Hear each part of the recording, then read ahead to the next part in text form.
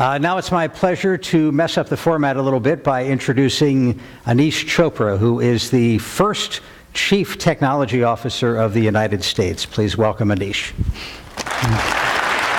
Thank you.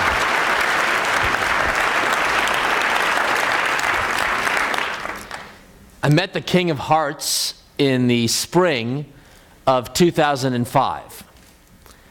The King of Hearts had been dubbed in the media as such because of the work he had been doing to provide access to needed medical care to the world's poor.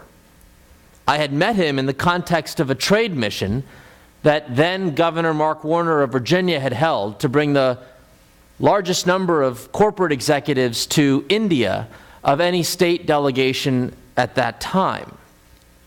We deviated from the corporate trade mission to visit with Dr. Devashetty, who had earned this moniker because he had developed an innovation that had not yet seen the United States market, let alone anywhere else in the world.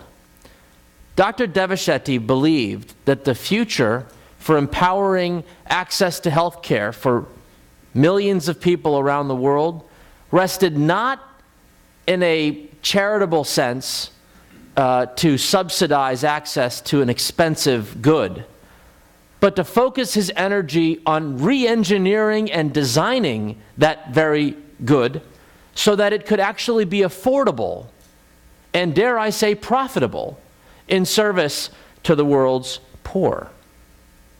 Dr. Devashetty found himself inspired by Walmart and other at-scale organizations to adopt tremendous cost savings in a process. Right down the street, heart surgery might cost us anywhere between $50,000, $60,000, $70,000 for the highest quality of care. Dr. Devashetty said, if I could find a way to bring scale to that endeavor, the average heart surgeon might do 300 hearts a year. Dr. Devashetty's team performs 30 open heart surgeries a day. Price point for the King of Hearts? A whopping $2,500 for paying customers, and it's profitable. Dr. Devashetty believes this model can scale throughout India and might serve as a model across the third world. But as I met with the King of Hearts, I was asking myself a very basic question. Are innovations at this dramatic price point capable of inspiring innovations within the United States? It was a theme that had been born out of a research endeavor by a mentor of mine, Professor C.K. Prahalad, the University of Michigan, who authored a book 5 years ago called The Fortune at the Bottom of the Pyramid, a hypothesis that somehow our societal approach to those who live on $1 or $2 a day might benefit from dedicated attention from corporate America, who could develop products and services that can profitably serve this hard-to-reach constituency. Fast forward 5 years, and we have no figure less than the CEO of General Electric announcing in this month's edition of the Harvard Business Review that GE, the engine of innovation in the nation's economy, will now take a new approach to global connectivity, a term that the GE chairman himself, the CEO, describes as reverse innovation. 5 years ago, this notion had been largely one of exporting what we already build and sell to those who can afford it in new markets. At the time, GE's medical imaging business would offer the same equipment that is available to you here at the University of Maryland Medical Center or Johns Hopkins, a costly piece of capital equipment, but obviously provides tremendous value to those who need it.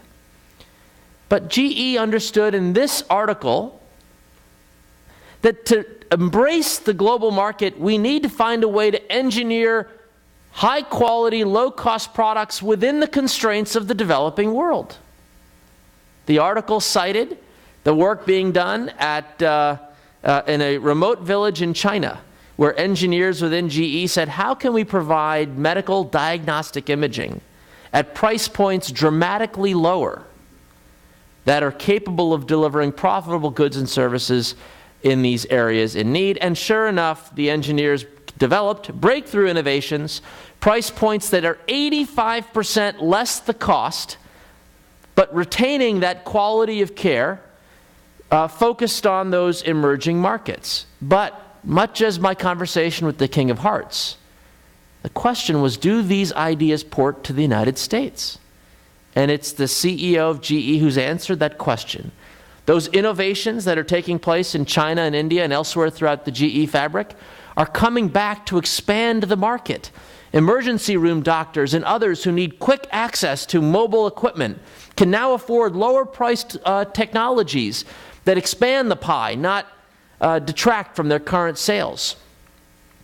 It is this spirit of innovation within the nation's corporate fabric, a for-profit approach to delivering game-changing ideas to address the world's poor, that is all about how the president has been thinking about the role of innovation throughout the nation's economy. On September 21st, I had the honor and privilege of joining the president in releasing his innovation strategy, which in part has laid out a set of grand challenges for our nation's innovators, public, private, nonprofit, you name it.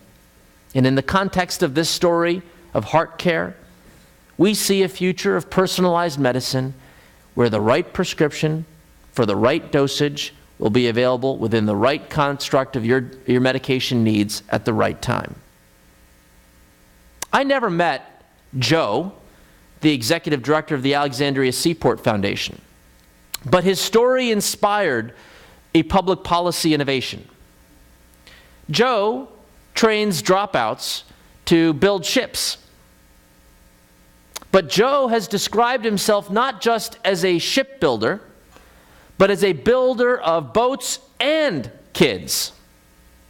What Joe had decided to do, the innovation within the Alexandria Seaport Foundation, was to find a way to redesign the GED curriculum and integrate it with the lessons learned from building ships, a contextualized GED, so that the young people who pursue the apprenticeship that want to go off into the trades will actually also retain that very important credential, the GED. This innovation came to my attention when I was Secretary of Technology in the Commonwealth of Virginia. Governor Kane had made a bold pledge that we would move our educational system not from one focused on competence, but to one that could deliver excellence. And part of excellence meant that everybody, from the dropouts to the gifted and talented, would have a chance to connect into our system and participate in the 21st century economy. We challenged the public policy stakeholders, focusing on those hard-to-reach dropouts who number about 1 million across Virginia's 7 million population.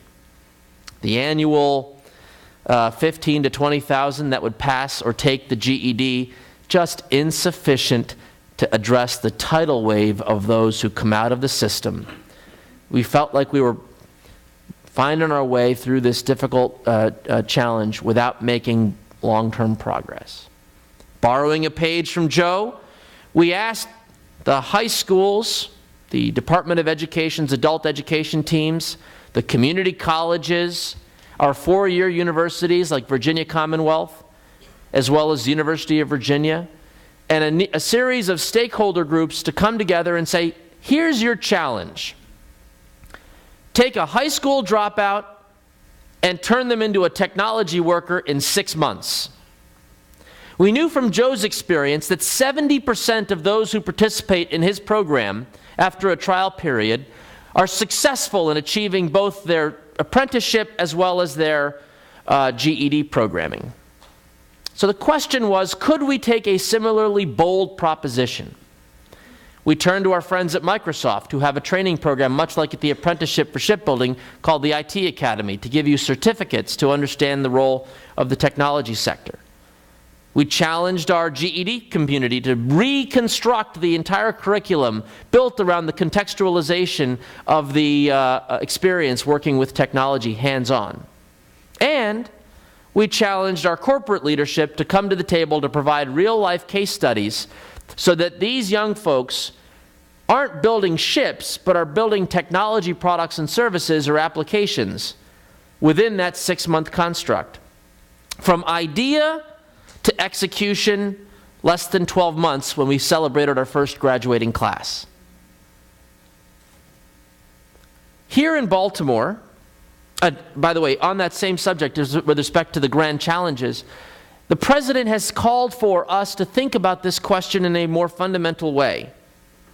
And that is, how might we engineer online courses that actually improve their ability to teach you as each child goes through the program? A learning lab, a grand challenge that would ensure that every child has access to education materials in a manner that befits their learning style that learns over time. Again, a grand challenge in the context of Joe's Seaport Foundation story.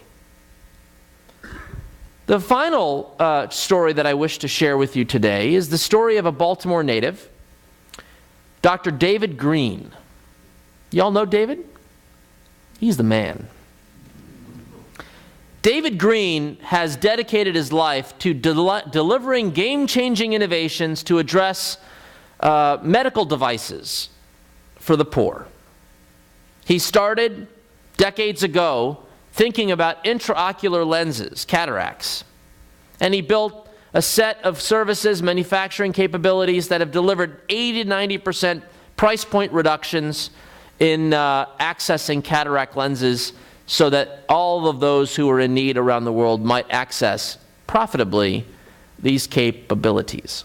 I came to know David in the context of a more recent innovation, his work to develop a game-changing product in the hearing aid industry. We probably may or may not know that on any given year, there are 30 million people around the world who could benefit from a hearing aid. The United States and its counterparties largely produce about 6 million of these devices a year. 30 million need, 6 million in production. Average price point for a digital hearing aid-ish, $1,500. Not to mention the healthcare costs of the fitting and the hearing and the meeting and all the rest. David would not take that price point as the foundation. He turned to his cadre of research friends and asked himself what could he do to reverse engineer and build a much lower priced device. Today, his Impact 1 has been FDA approved and approved in Europe at a production cost roughly $60 an aid. 60. He has a tiered pricing model that says for those who are capable of paying, you might pay $200. And if you cannot pay, it's significantly lower.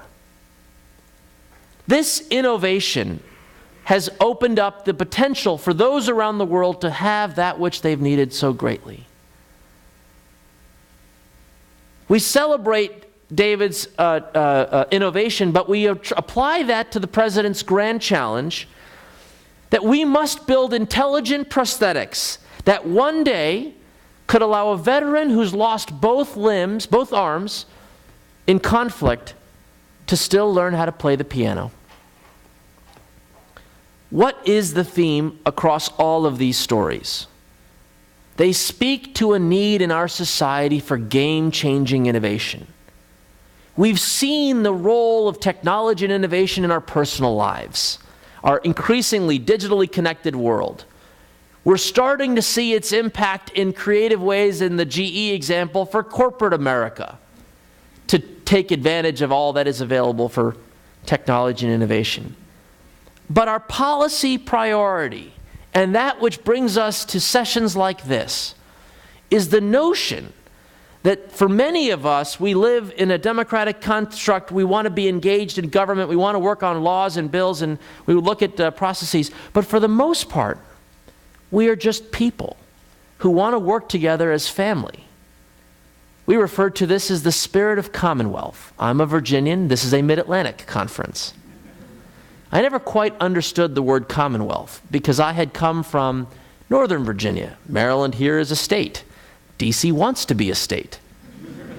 I thought Virginia was a state, but it was actually legally called a Commonwealth. And it took the Queen herself, the Queen of England, visiting Virginia for the 400th anniversary of the birthplace of the American democracy, that is our settlement at Jamestown. When she visited us in 2007, the Queen shared with us the story of what it meant to be a commonwealth. That yes, you want to come together for lawmaking and all the other aspects we've described. But when you're neighbors and you've got a problem, it's much easier to work together in advance of that solution. If we think about the innovation challenges that confront our nation today, on healthcare, on energy, on education, and a variety of other domains, they all at their core have a key common denominator. Their desire to tap into that spirit of innovation all within our individual and collective capabilities. That if we could come together in this spirit of commonwealth, if we could find a way to nurture more David Greens, more the King of Hearts, Dr. Devashetty, if we could find more Joes from the Alexandria Seaport Foundation, if we could find a way to tap into their capability and to scale what works, whether or not we pass a new law or fund a new program or put more resources behind them, they would almost fall secondary or tertiary to the core. It's our spirit of commonwealth, embracing technology and innovation, that gives us great hope for the American future. Thank you for your time, and I wish you well.